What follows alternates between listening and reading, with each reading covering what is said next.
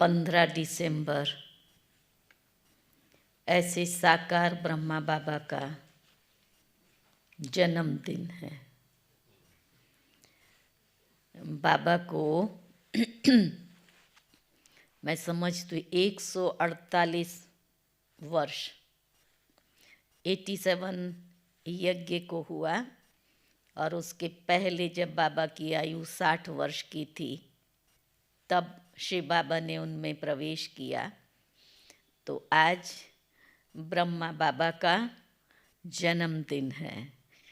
बाबा ने जब से शिव बाबा की प्रवेशता हुई तब से लेकर के अंत तक एक बाबा दूसरा ना कोई। कितने भी विघ्न, कितनी भी परिस्थितियां आई, लेकिन बाबा हमेशा निश्चिंत रहा।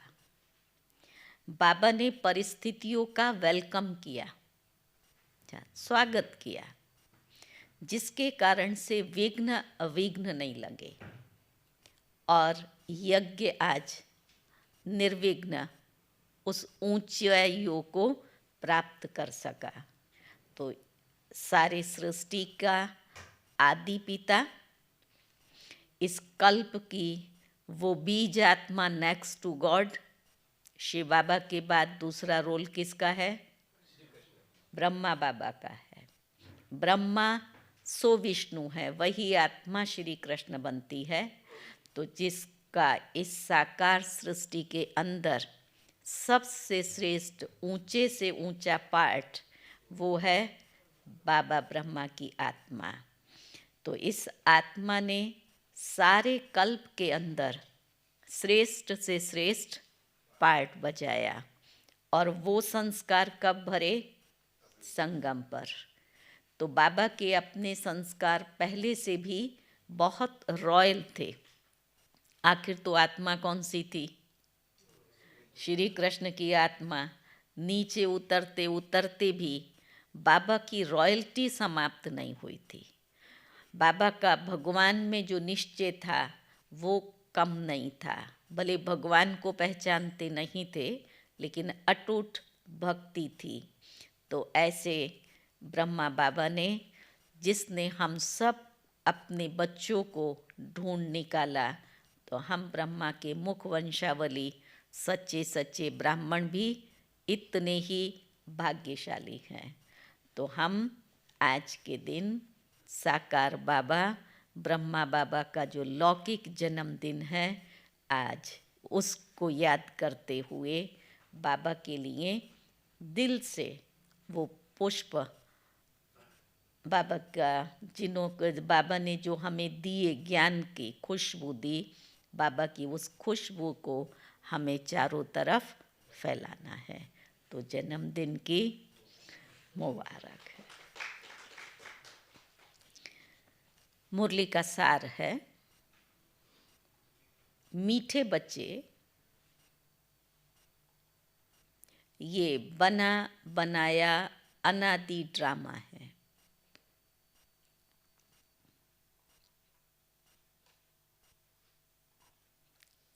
इस ड्रामा में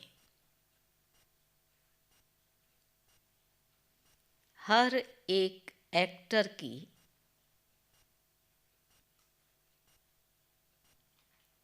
एक्ट फिक्स है।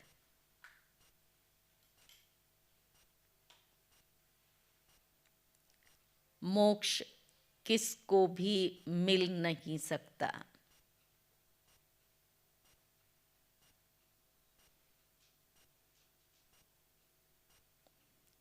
प्रश्न है, शिव बाबा अशरीरी है,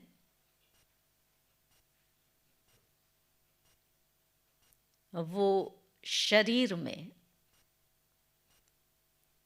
किस लिए आते हैं?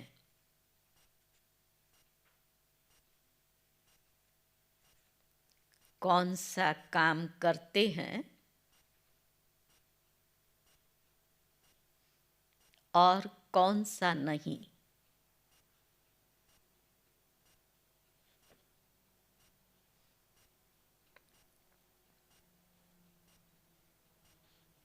उत्तर है, बाबा कहते, बच्चे मैं तुम्हें इस शरीर से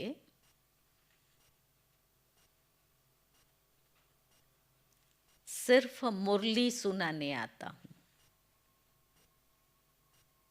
सुना बाबा का काम क्या है?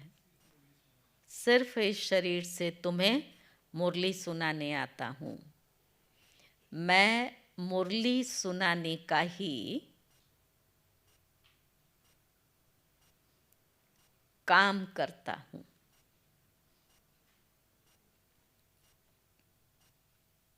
मैं खाने पीने नहीं आता हूँ। सुना? मैं आया ही हूँ तुम्हें नई राजधानी देने।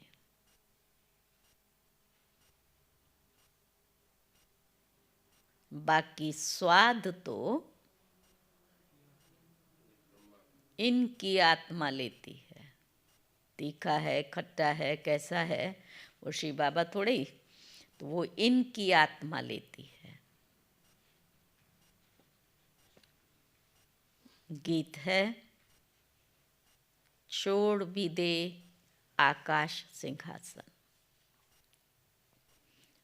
ओम शांति। गीत बजाए ही वो जाते हैं जिनमें अपना तैलुक है। समझा? भले फिल्मी गीत हैं, लेकिन जिसके साथ अपना कनेक्शन है, जिसमें ज्ञान भरा हुआ है, ऐसे गीत बाबा बजाते हैं। आकाश में कोई तख्त नहीं है। आकाश इस पोलार को कहा जाता है। बाकी आकाश तत्व में तख्त नहीं है। गीत बजा ना, छोड़ भी दे आकाश सिंहासन, इस धरती पर आ जा रहे, तो वहाँ कोई तख्त नहीं है।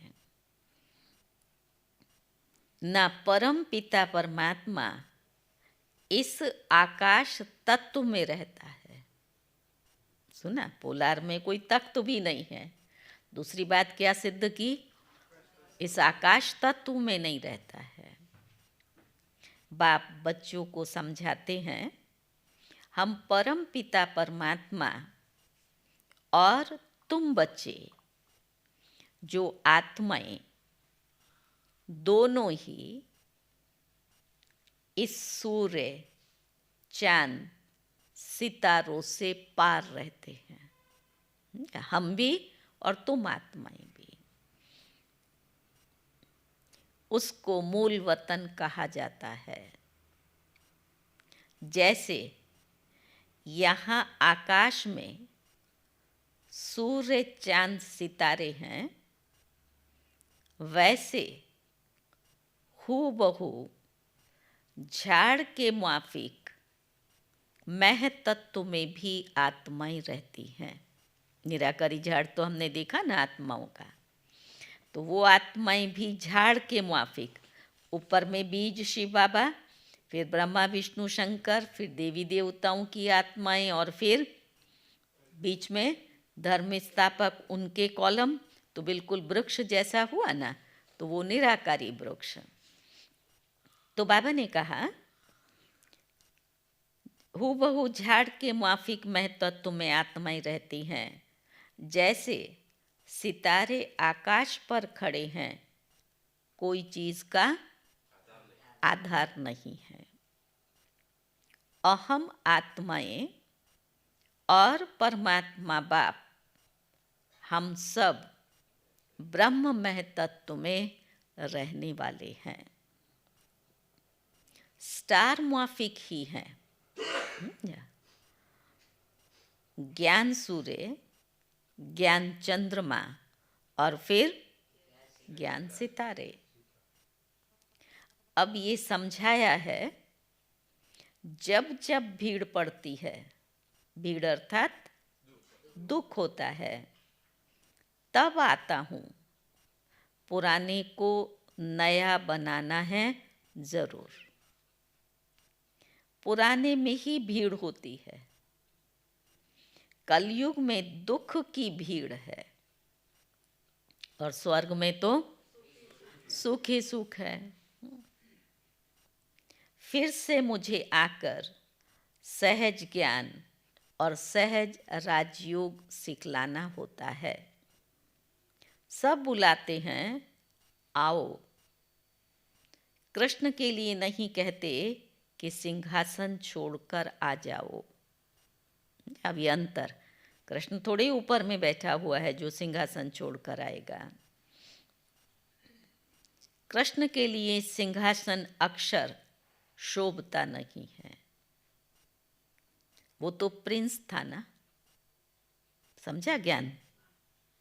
क्या किया कहा? वो तख्त पर थोड़ी बैठा हुआ है। तो श्री कृष्ण के लिए सिंहासन शब्द शोभता नहीं है, क्योंकि श्री कृष्ण तो प्रिंस है। कितने छोटी छोटी बातों की बाबा समझ देता है। तो बाबा ने कहा सिंहासन तब कहें जब राजगद्दी मिले। हाँ, छोटे बच्चे को बाप गोद में व बाजू में बिठा सकते हैं। वो गद्दी का अधिकारी नहीं है, गद्दी का अधिकारी बाप ही है, पर बच्चा है तो उसको बाजू में बिठा सकते हैं। तो बाप समझाते हैं आत्माएं मूल वतन में स्टार माफिक हैं, फिर वहाँ से नंबरवार आती रहती हैं। दिखाते हैं ना कि स्टार कैसे गिरते हैं, साक्षात्कार कराया ना बाबा ने। वहाँ से भी आत्माएं आकर सीधा गर्भ में प्रवेश करती हैं। ये अच्छी रीति नोट करो कि हर एक आत्मा को सतो रजो तमो से पास करना है। जैसे पहले लक्ष्मी नारायण आएंगे तो उनको सतो रजो अवस्था में पास होना है। पुनर्जन्म लेते लेते फिर तमो प्रधान अवस्था को पाना है। हर एक का ऐसे ही है, केवल लक्ष्मी नारायण नहीं, हर एक का ऐसे ही है। वापस तो कोई जा नहीं सकते। इब्राहिम बुद्ध आते हैं, उनको भी सतो रजो तमो से पास करना होता है। पुनर्जन्म लेना पड़ता है। द्वापर में धर्म स्थापक आते हैं, वहाँ से पुनर्जन्म शुरू होता है, फिर तमो प्रधान बनना है। उसके पहले तो सतयुगी दुनिया है ना, तो द्वापर से ये धर्मों की स्थापना हुई। फिर बाबा ने कहा सबकी सद्गति कौन करे। सब तमो प्रधान बन गए, तो अब सबकी सद्गति कौन करे। तो सद्गति दाता एक ही शिव है। कहते हैं सबकी सद्गति करने मुझे आना पड़ता है, मेरे जैसा काम और कोई कर नहीं सकता। मैं देवी देवता धर्म की स्थापना करता हूँ, तुमको राजयोग सिखा रहा हूँ। गति और सद्गति दाता तो मैं हूँ। जब तुम प्योर बन जाते हो, फिर मैं तुमको वापस ले जाता हूँ, तुम्हारी भी सद्गति करता हूँ। तुम्हारे साथ जो अनेक धर्म वाले हैं, समझा, तुम्हारी भी सद्गति, और जो अनेक धर्म वाले हैं उन धर्म स्थापकों सहित सबका उद्धार मैं करता हूँ। तुमको ज्ञान से श्रृंगार कर स्वर्ग के मालिक लक्ष्मी अथवा नारायण को वरने के लायक बनाता हूँ। लक्ष्मी नारायण तुमको नहीं बनाता हूँ, ज्ञान और योग से श्रृंगार करा करके तुमको लायक बनाता हूँ। तुम जितना बनो, जिस पद के अधिकारी, लायक बना करके फिर क्या करता है? कालचक्र सुना रहा है ना, हर एक की ये चारों स्टेजेस हैं। फिर जब सब तमो प्रधान बने तब सबका सदगति दाता मैं हूँ, मैं आकर के सदगति करता हूँ धर्म स्थापकों सहित। फिर तुमको मैं लायक बनाता हूँ। लायक बनाने के बाद क्या करता है? फिर तुमको वापस ले जाता हूँ। चक्र पूरा हुआ ना। सबको पहले मुक्ति धाम भेज देता हूँ, सबका सदगति दाता भी हूँ। दूसरे धर्म स्थापक जो आते हैं वो सदगति नहीं करते हैं। क्या बाबा दोनों कार्य करते हैं, धर्म की स्थापना भी करते हैं तो सर्व की सदगति भी करते हैं। वो फिर अपना धर्म स्थापन कर उनकी वृद्धि करने लग पड़ते हैं। अपने धर्म में पुनर्जन्म लेते सतो रजो तमो से पास करेंगे। अभी तो सब तमो प्रधान हैं, अब इनको पावन सतो प्रधान कौन बनाए? बाप खुद बैठ बच्चों को समझाते हैं। समझा? कौन बनाने वाला, उस कौन की भी समझ तो बाबा खुद देता है ना। तो बाप खुद बैठ बच्चों को समझाते हैं। भगवान आकर के सबकी सदगति भी करते हैं तो भारत को स्वर्ग भी बनाते हैं। ये दोनों कार्य हुए। जीवन मुक्ति के लिए राजयोग सिखलाते हैं, इसलिए बाप की इतनी महिमा गाई जाती है। गीता है सर्वशास्त्रमयी शिरोमणि, परंतु कृष्ण का नाम लिख देने से भगवान को भूल गए हैं। भगवान तो सबका सदगति दाता है, इसलिए गीता सब धर्म वालों के लिए धर्मशास्त्र है। कितनी बड़ी बात है, सुना? गीता बाबा ने कहा सब धर्म वालों के लिए धर्मशास्त्र है, क्योंकि भगवान सबका एक है और उस भगवान ने गीता का ज्ञान दिया है। सबको इसे मानना पड़े। सदगति का शास्त्र और कोई है नहीं। सदगति देने वाला है एक। ये सब मानते हैं गॉड इज वन, भगवान एक है और भगवान सबका सदगति दाता है। तो जब भगवान एक है, उस एक ने ज्ञान सुनाया, तो जो ज्ञान सुनाया उससे सबकी गति सदगति हुई, तो गीता शास्त्र हो गया ना। पर उस शास्त्र को फिर सब नहीं मानेंगे, अपने अपने धर्म के अलग अलग जो शास्त्र हैं। तो बाबा ने कहा सदगति का शास्त्र और कोई है नहीं, सदगति देने वाला है ही एक, उनकी ही गीता है। तुम बच्चों को सदगति का ज्ञान दे रहे हैं। गीता में शिव का नाम होता तो तो क्या होता? हाँ, यथार्थ होता। गीता में अगर शिव का नाम होता तो दुर्गति होती ही नहीं। बाबा ने कहा गीता में शिव का नाम होता तो सब धर्म वालों का ये शास्त्र होता, क्योंकि भगवान एक है और उसका नाम अगर गीता में होता तो सभी धर्म वाले उसको मानते।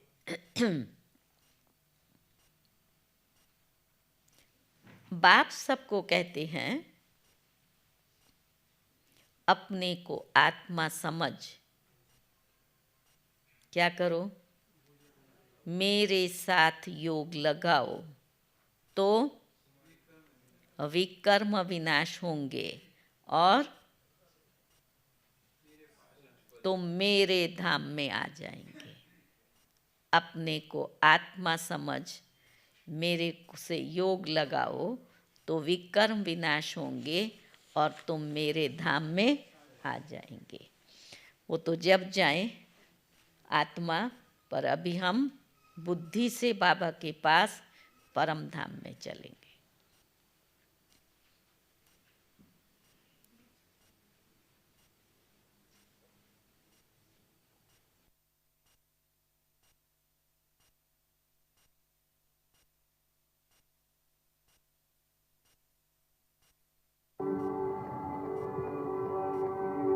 छोड़ भी दे आकाश सिंहासन, छोड़ भी दे आकाश सिंहासन, इस धरती पर आ जा रे।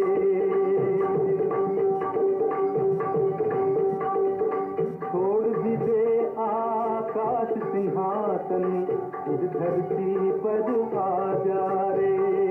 इस धरती पर आ जा रे, इस धरती पर आ जा रे, इस धरती पर आ जा रे।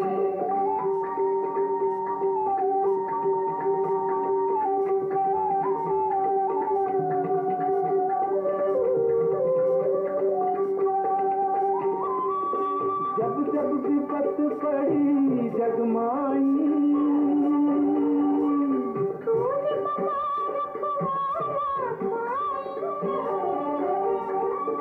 पाप कपट की फैल रही है, पाप कपट की फैल रही है।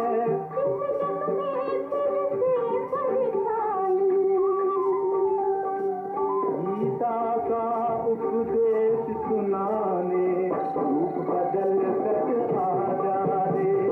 रूप बदल कर आ जा रे, रूप बदल कर आ जा रे। छोड़ भी दे आकाश सिंहासन, इस धरती पर आ जा रे। इस धरती पर आ जा रे, रूप बदल कर आ जा रे।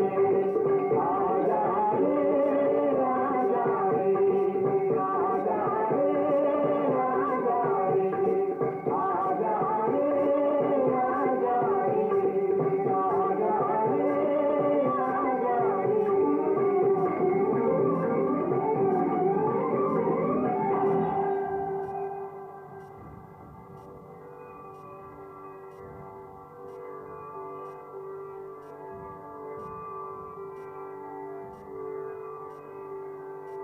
यदा यदा हि धर्मस्य ग्लानिर्भवति भारत, अभ्युत्थानमधर्मस्य तदात्मानं सृजाम्यहम्।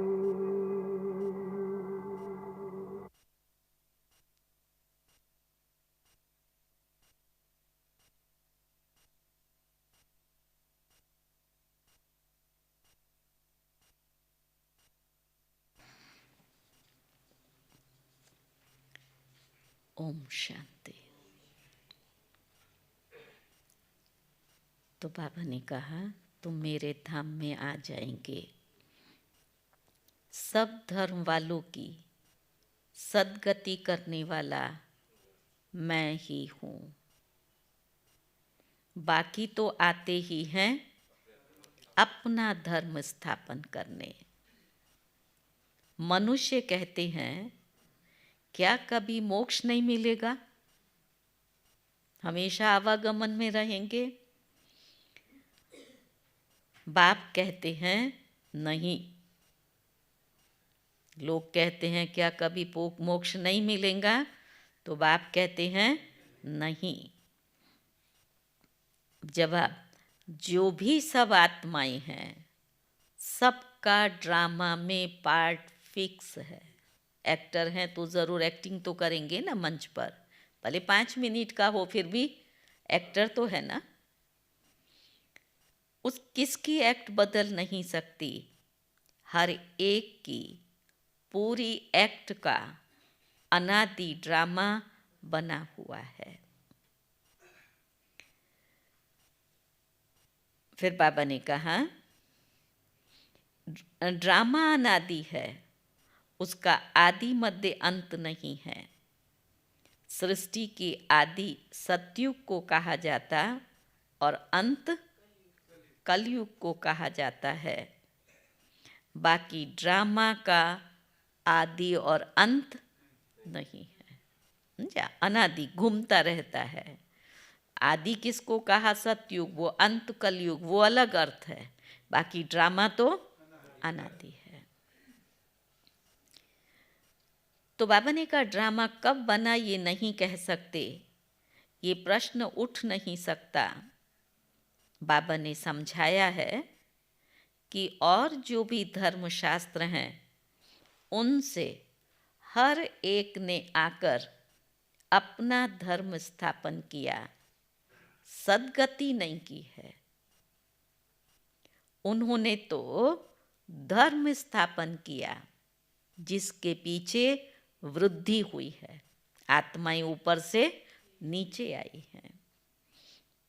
कितनी कितनी गुह्य पॉइंट्स हैं, ऐसे लिखने जैसी हैं। ऐसे माना निबंध लिखने जैसी हैं। यहाँ गपोड़े की कोई बात नहीं। हार जीत का ये ड्रामा है। सतयुग में परमात्मा को याद करने की दरकार नहीं। परमात्मा को याद करें तो फिर ये बातें भी समझें कि हम ब्राह्मणों को किसने रचा। तुमको तो सन्मुख बतलाते हैं कि मैं हूँ रचता, ये ब्राह्मणों की नई दुनिया है संगम। ब्राह्मणों की नई दुनिया है संगम। चोटी को तो कोई नहीं जानते, विराट रूप बनाते हैं, उसमें देवता, क्षत्रिय, वैश्य, शूद्र दिखाते हैं। ब्राह्मणों को भूल गए हैं। सतयुग में देवताएं और कलयुग में शूद्र हैं। संगम युगी ब्राह्मणों को जानते नहीं। ये राज बाप आकर के समझाते हैं। बाबा कहते हैं पवित्रता बिगर कभी भी धारणा हो नहीं सकती। बाबा समझाते हैं कितने ढेर वेद शास्त्र हैं, परिक्रमा दिलाते हैं, मंदिरों से चित्र निकाल परिक्रमा दिलाए, फिर वापस मंदिर में ले जाते हैं। नहीं, मूर्तियों की सवारी निकलती है तो मंदिर से निकाला, परिक्रमा कराई, फिर वापस मंदिर में ले जाते हैं। तो बाबा ने कहा बाबा अनुभवी है, शास्त्रों से गाड़ी भर करके फिर परिक्रमा देते शास्त्रों की। ऐसे ही फिर देवताओं के चित्र भी गाड़ी में रख परिक्रमा दिलाते हैं, शहर में निकलते हैं। ये सब है भक्ति मार्ग।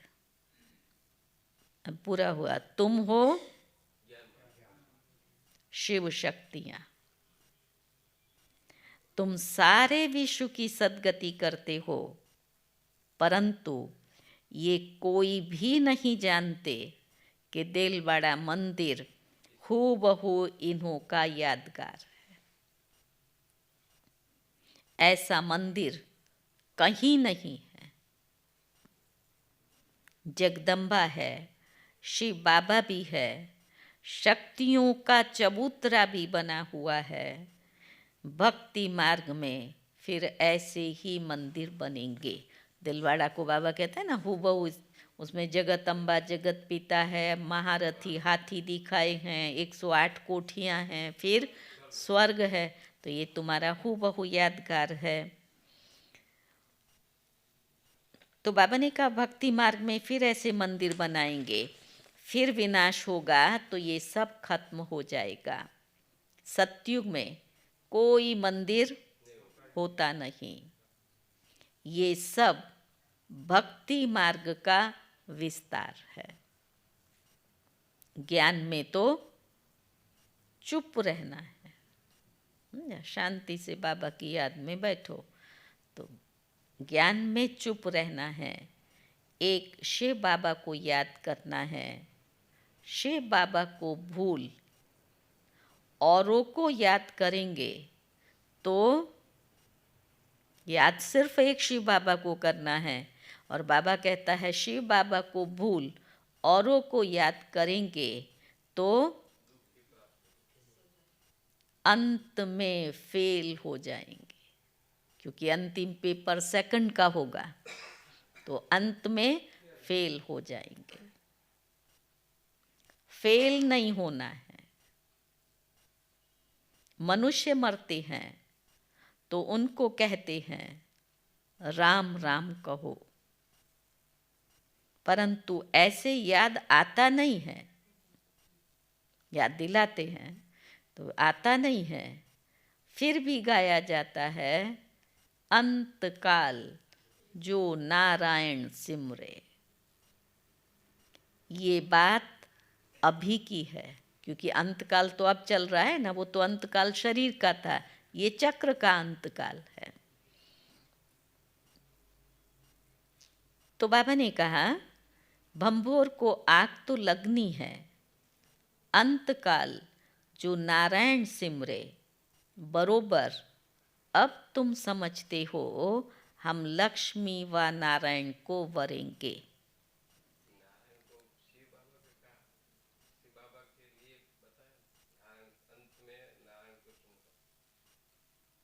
हम लक्ष्य की रीति से याद करेंगे, ये हमारा लक्ष्य है, हमें ऐसा बनना है।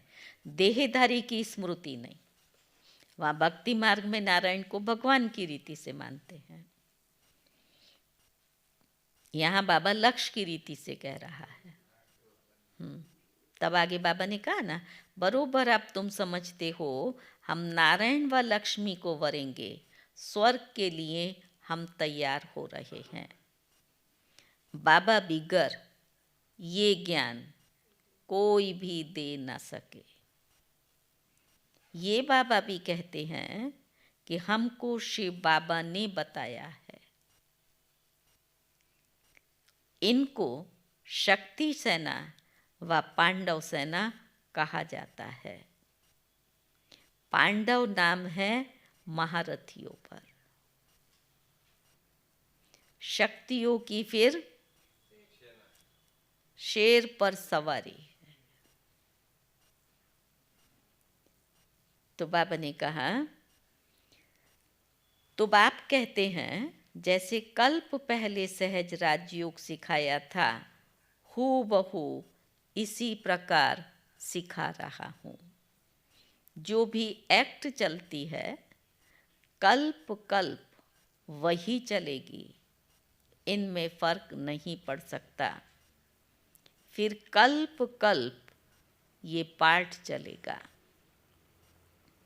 बाबा कहते हैं मैं तुमको कितनी गुह्य गुह्य बातें सुनाता हूँ,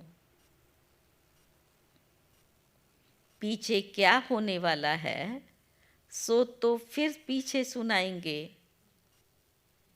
अभी सब सुना दूं तो हाँ पुरुषार्थ नहीं करेंगे, फां हो जाएंगे। बाबा ने कहा, अगर सब तुम्हें सुना दूं तो क्या बस मैं वापस चला जाऊं? कुछ बाकी होगा तो सुनाएगा ना। ज्ञान पूरा कर दिया तो क्या मैं वापस चला जाऊं? अंत तक नई नई पॉइंट सुनते रहेंगे।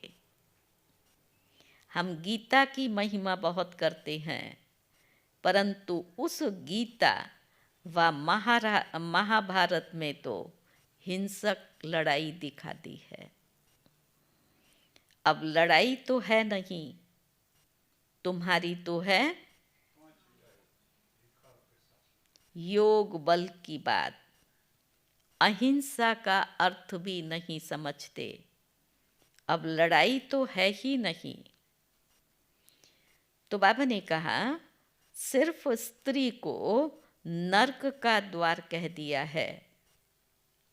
वास्तव में नर्क का द्वार तो दोनों है ना। अब उनको फिर स्वर्ग का द्वार कौन बनाए? वो तो भगवान की ही ताकत है। ये गीत बाबा ने बनवाए हैं, फिर बनाने वालों ने, कोई ने ठीक बनाया और कोई ने रॉन्ग बना दिया है, मिक्स कर दिया ना। कुछ ठीक है, कुछ गलत है, मिक्स कर दिया है। अब बाबा को दूसरा गीत याद आया, रात के राही थक मत जाना। ऐसे ऐसे गीत मैंने बनवाए हैं। तो यहाँ की बातें और हैं। गौशाला भी है, वनवास भी है, परंतु उसका कोई अर्थ नहीं समझते। शांतिवन में गौशाला बनाई है, वहाँ अपना जो मानसरोवर है उसके आगे गौएं रहती है ना, तो वहाँ गौ के लिए बनाया हुआ था, तो वो सब टूट गया, पानी गिरता था। 60 गायें हैं, तो उनका नया शेड बनाया, सारी व्यवस्था की कि कैसे यूरिन एक जगह इकट्ठा होगा, उनके पानी पीने की और उनके खाने की, चारे की, बहुत अच्छा बनाया है। आज उसका उद्घाटन है। और आज बाप दादा भी है। आज बाप दादा है ना, 15 तारीख है। तो बाबा ने कहा, गौशाला भी है, वनवास भी है, परंतु अर्थ नहीं समझते। हमको किसने भगाया क्या? किसको कभी कहा था कि कराची में चले आना? बाबा ने कहा, पूछो इन शक्तियों से। ये तो ड्रामा में पार्ट था। जिन पर सितम हुए वो चले आए। तो राइट क्या है वो बाप बैठ बतलाते हैं। शास्त्रों में तो जो लिखा है वो है भक्ति मार्ग। उनसे तो मेरे से मिल नहीं सकते, मेरे पास आ नहीं सकते। मुझे तो गाइड बन यहाँ आना पड़ता है। कहते हैं, ऐसा तन क्यों नहीं लिया जो गृहस्थी ना हो। भगवान ने गृहस्थी तन क्यों लिया? अरे मुझे तो गृहस्थी के तन में आकर ही ज्ञान देना है। अनुभवी रथ है ना, नहीं तो क्या इनको क्या मालूम, घर वार तो छोड़ा हुआ है, घर गृहस्थ में रहते कैसे कर सकते हैं। तो बाबा ने कहा, उनके लिए उनके ही 84 जन्म बताता हूँ। तो कितनी गुह्य बातें हैं। ये नए धर्म के लिए नई बातें, नया ज्ञान है। बाप कहते हैं, कल्प कल्प मैं ये ज्ञान सुनाता हूँ, और कोई भी ऐसे नहीं कहेंगे कि मैं कल्प कल्प धर्म स्थापन करता हूँ। लक्ष्मी नारायण दोनों नहीं कहेंगे कि हम फिर से राजाई करने आए हैं। वहाँ ये ज्ञान प्रायः लोप हो जाता है। शास्त्र तो बाद में अनेक बना दिए हैं। हम ब्राह्मणों के लिए एक ही गीता है। बाबा भी गीता पर जोर दे रहा है, तो सबको सेवा करनी है ना। तो बाबा ने कहा धर्म भी स्थापन करता हूँ और सद्गति भी करता हूँ। डबल काम हुआ ना श्री बाबा का। अब हम जो सुनाते हैं वो राइट है या उन्हों का राइट है, सो तो तुम जानते हो। बाबा ने तो सुना दिया, निर्णय लेना हमारा काम है। मैं कौन हूँ? मैं ट्रुथ हूँ। मैं कोई वेद शास्त्र नहीं सुनाता, भल इसने बहुत पढ़े हुए हैं, परंतु वो सुनाते थोड़े हैं। ये तो शिव बाबा नई नई बातें सुनाते हैं। वो तो अशरीरी है, सिर्फ ये मुरली सुनाने का काम करने आते हैं। निराकार साकार में किस लिए आया? मुरली सुनाने के लिए आते हैं, न खाने पीने आते हैं। मैं तो आया ही हूँ तुम बच्चों को राजधानी देने। बाकी स्वाद वो इनकी आत्मा लेती है। हर एक का धर्म अलग है, उन्हें अपना धर्म शास्त्र पढ़ना है। यहाँ तो ढेर शास्त्र पढ़ते रहते हैं, लेकिन बाबा ने का सार कुछ भी नहीं निकलता। जितना पढ़ते रहते असार संसार होता जाता है, तमो प्रधान बनना ही है। पहले पहले सृष्टि में तुम आए हो। तुम ब्राह्मणों ने माता पिता से जन्म लिया, उस तरफ है आसुरी कुटुंब और यहाँ है ईश्वरीय कुटुंब। फिर जाकर दैवी गोद लेंगे, स्वर्ग के मालिक बनेंगे। माता पिता की मत पर चलेंगे तो स्वर्ग के सुख घनेरे मिलेंगे। फिर बाबा ने कहा जब माता पिता की गोद ली और स्वर्ग के मालिक बने, बाकी रुद्र ज्ञान यज्ञ में विघ्न तो जरूर पड़ेंगे। स्थापना भी चल रही है तो विघ्नों का सिलसिला भी चालू है, लेकिन यज्ञ रुका, आगे बढ़ा। बाप कहते हैं बच्चे, विकारों पर जीत पाने से ही तुम जगत जीत बन सकते हो। ऐसे थोड़े शादी नहीं करेंगे तो कमजोर रह जाएंगे। सन्यासी पवित्र रहते हैं, परंतु वो कितने मोटे और तंदुरुस्त होते हैं। यहाँ तो ब्रेन का काम है, बुद्धि से काम लेना ना है, ब्रेन का काम है। फिजिकल नहीं है, एक्सरसाइज करो ये करो वो नहीं है, ब्रेन। दधीची ऋषि का मिसाल है। सन्यासियों को तो बहुत माल मिलता है। फिर बाबा कहता बाबा खुद बहुत माल खिलाते थे। सन्यासी बाबा के घर में तो आते थे ना, तो बाबा ने कहा बाबा खुद बहुत माल खिलाते थे। यहाँ तो बहुत परहेज रखनी पड़ती है। अच्छा, मीठे मीठे सिकी लदे बच्चों प्रति माता पिता बाप दादा का याद प्यार और गुड मॉर्निंग। रूहानी बाप की रूहानी बच्चों को नमस्ते। हम रूहानी बच्चों की रूहानी बाप को नमस्ते नमस्ते। धारणा की पहली पॉइंट है, ज्ञान की अच्छी धारणा के लिए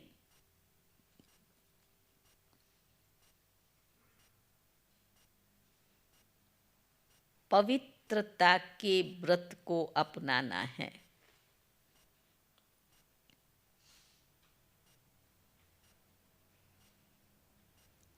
अंतकाल है, इसलिए ऐसा अभ्यास करना है।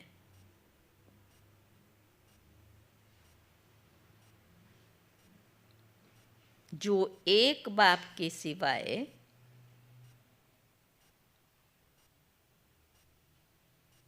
और कोई याद ना आए।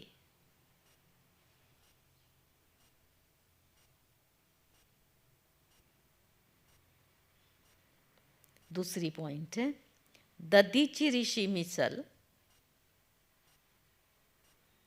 सेवा करते विकारों पर विजय प्राप्त कर जगत जीत बनना है। वरदान है, समय की रफ्तार प्रमाण सर्व प्राप्तियों से भरपूर रहे,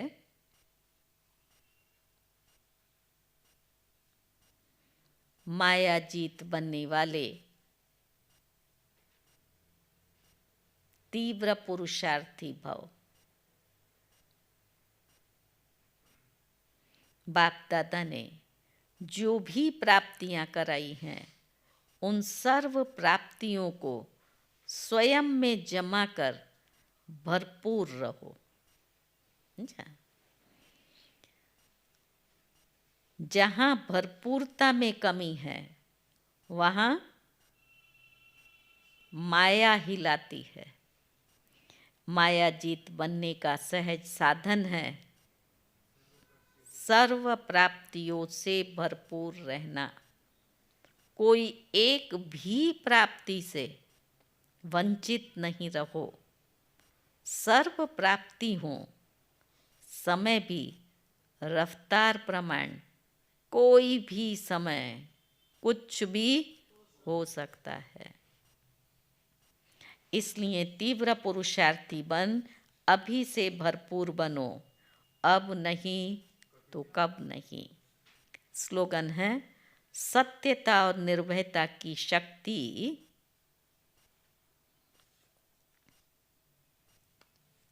साथ हो तो कोई भी कारण हिला नहीं सकता।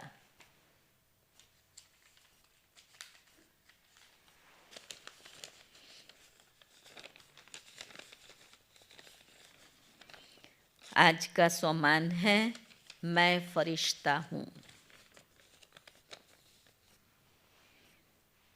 मैं और मेरापन ही फर्शवासी बनाता है।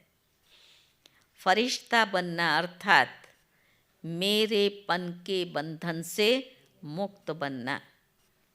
इस अलौकिक जीवन में मैं और मेरा ही सुनहरी जंजीर है।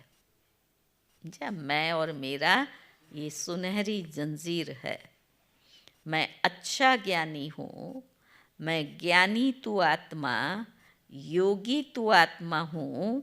मेरी ये विशेषता है, मेरी ये नेचर है। अब इस मैं और मेरेपन से मुक्त बनो। मैं और मेरेपन से मुक्त बनो। आज बाबा ने सारे चक्र का ज्ञान दिया, बार बार हूबहू रिपीट होता है। सद्गति दाता एक ही बाप है। हाँ, तो इस रीति से आज की मुरली पर भी मंथन चिंतन करते रहेंगे। जो कार्यक्रम होने वाला है उसके लिए